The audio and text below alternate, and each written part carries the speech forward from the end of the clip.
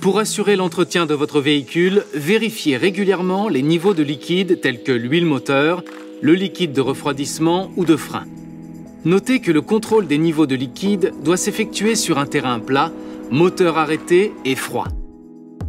Déverrouillez le capot en tirant sur la commande d'ouverture située en bas à gauche de la planche de bord. Sortez de votre véhicule, soulevez légèrement votre capot et poussez la languette de sécurité.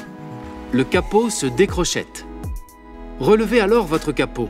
Il tient tout seul grâce à des vérins. Pour vérifier le niveau d'huile, soulevez cette jauge,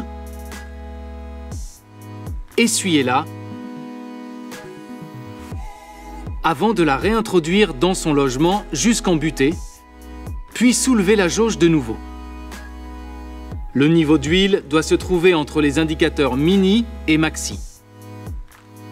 Si le niveau est en dessous du minimum, il faut le réajuster avec une huile ayant les mêmes caractéristiques.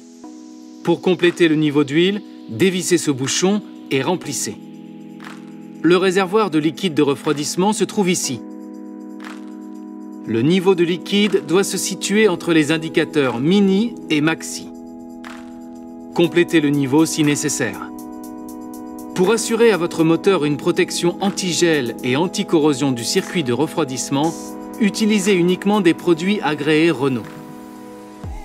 Le niveau de liquide de frein ne doit jamais descendre sous le repère mini. Pour le réajustement du niveau ou toute intervention sur le système hydraulique, il est préférable de s'adresser à un professionnel. Le réservoir de lave-vitre se trouve ici.